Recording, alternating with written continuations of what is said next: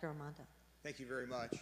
I would like to start out by giving thanks to the team of people who allowed us to do these missions in Ukraine, in particular Razom NGO, Razom for Ukraine, which has been doing this for over 10 years. Really, the people who I want to advocate for and who I want to express their work is Professor Surko in Dnipro at the Mechnikov Hospital and Professor Chernychenko. And it was only through war that we came together. And my good friend Alex Volodka, who also, after me, followed his third trip and just returned this past March and April. And I think this has grown tremendously since the beginning of the war, the major invasion. Again, I have no disclosures, but I have a lot of people to thank, and with this combination of people, we've been able to grow our effort to the far reaches of one of the busiest battlefield hospitals in all of Ukraine.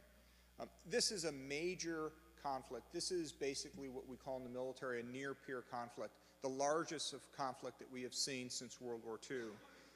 Unfortunately, 85 years ago, we were an isolationist country. 85 years ago, there were members in the United States who said England did not stand a chance, that England and Britain and Churchill needed to negotiate with Hitler. That same effort, unfortunately, is ongoing today. Churchill did not negotiate. Zelensky will not concede to Putin. And it is not appropriate for us to ask them to do that. It's appropriate for us to support them in their fight for civilization and democracy the best that we can. Hopefully, we can return to some point to be that arsenal of democracy. Last night, as we all enjoyed this wonderful venue, Kyiv was under attack, and they're under attack almost every day, every night. This is the type of attack that they receive. This is the modern-day Battle of Britain. This is constant civilian casualties that are occurring. These are targeted missiles that are basically designed to take out aircraft carriers. These missiles are being employed against civilians because Putin is losing ground on the battlefield. Since the new administration has taken over, the increase in the number of attacks has increased by almost a third, from 3,000 per month to over 4,400 per month. You know, we had a saying at West Point, and it comes from the Romans. It says, "The olive branch is best delivered from the tip of a spear. Strength brings peace. Weakness brings more war." We, unfortunately, in our administration have demonstrated weakness. We have demonstrated concessions. We have become a Putin puppet. That, unfortunately, has to stop. It has to stop by our example, by our leadership, by our courage in supporting our allies on the front line. Dnipro is a city that is basically receiving the majority of casualties from the Eastern Front in the south. It's as close as 1 hour away from the Russian front line. There is, of course, no flights into Dnipro. You take a train, and in this train you basically travel in the past. You go back to a time very much to what it was like in World War II, where there was mass movement of people trying to exit a war zone, and there was a movement of people to try to come in and help. We collectively in the U.S., from an individual level, are part of that help, and it's a great thing to be part of. Dnipro is constantly under attack. They're under attack from drones, they're under attack from missiles. And these are, again, designed for civilian targets without any kind of strategic goal other than to terrorize a country. This is a view of Dnipro as I was leaving and as Alex Volodka was coming in. When you look at the effects of the combat casualties, it's 10 times greater than what we saw in Iraq and Afghanistan. That the center of Dnipro, basically in Mechnikov Hospital, has treated over 40,000 combat casualties during this time period. Many of our patients who are evacuated to us have been in prolonged periods because of problems with drone attacks during the day and trying to evacuate them under the constant shelling where ambulances and EMS people are specifically attacked in what we call a double tap scenario. But amidst this, there's great work being done. There's great science being conducted, and there's an amazing exchange and a bi-directional learning where I learn from them, they learn from us.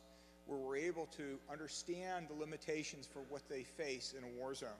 This is a computer simulation system for flow diversion, which is not available to us in the United States, where we can simulate which flow diverter to use for these aneurysms.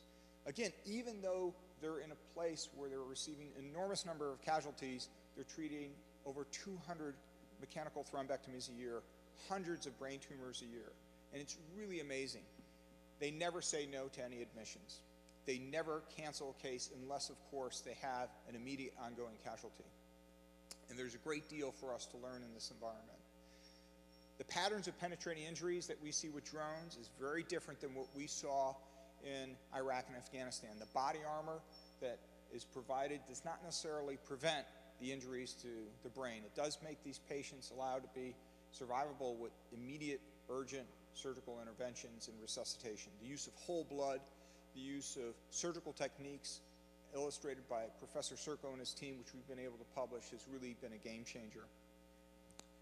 Penetrating brain injury in Ukraine is best treated by neurosurgeons, and there are neurosurgeons that are on the front lines within a half hour of the point of contact, and then further on with Mechnikov Hospital. What we experienced in Iraq was very different. We had air supremacy, we had medical supremacy, we had very low numbers, though, comparatively. However, we were targeted. The same thing we see happen in Ukraine. Our worst day was probably when the UN was hit in August 2003. That's an everyday occurrence in Ukraine. And this is, we experience terrorism from terrorist organizations. They're experiencing terrorism from a terrorist nation. Our experience over a 5-year period with traumatic brain aneurysms from penetrating trauma was replicated on their part within a period of 1 year. 1 year. Their yearly number of patients that they're performing angiography on is almost equivalent to what we saw in 5 years.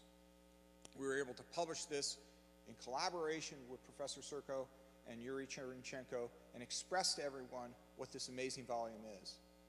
I think what we have to go back and look at is that they're setting the standard for what could be done in a combat zone. They're setting the standard for collaborative work from all people, from all different backgrounds of what can be done. And it starts with leadership. It starts with courage. This is a typical ICU. You may have one ICU nurse for 5 patients during the day, all intubated, one ICU nurse for 10 patients during the day. Every square inch of the hospital is in fact occupied. Over 1,600 patients in the hospital. These are some of the numbers to give you a comparison of what we saw in Iraq and Afghanistan versus what they see. Over 50,000 amputees that we know of, whereas we had 2,000 over 20 years. In some of our publications, this is from one of the residents, the only resident I know in the United States, Connor Berlin, who actually spent 3 weeks in Mechnikov for his opportunity to learn. It's our opportunity to teach our residents this level of humanity, this level of care by their example. I'm going to skip ahead and wrap this up.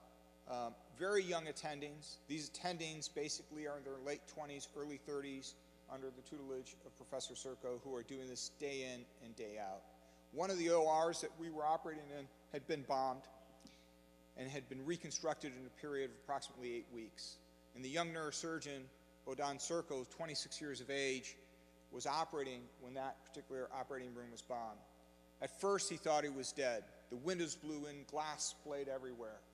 And then when he realized he wasn't dead, he said, "I've got to finish the operation." Luckily, he was fine. Everyone else in the operating room was fine, and he continued to finish the operation. He had a hat, an OR hat that I had given him, and it said Army Strong. And he said, "You know, Rocco, that hat saved me." I said, "No. That hat didn't save you. Your courage, your bravery saved you." When I went back in February, Bohdan and I were operating in that same operating room. It was totally refinished. It was totally repaired. I wore my Ukrainian hat. He wore his Army Strong hat. And together, we finished the operation, of course, with a Hudson brace. So I conclude here and let you know, never surrender, never give up, never capitulate. Evil will not win. With our help and our continued persistence, Ukraine will be victorious, and civilization and humanity will eventually win. Thank you very much.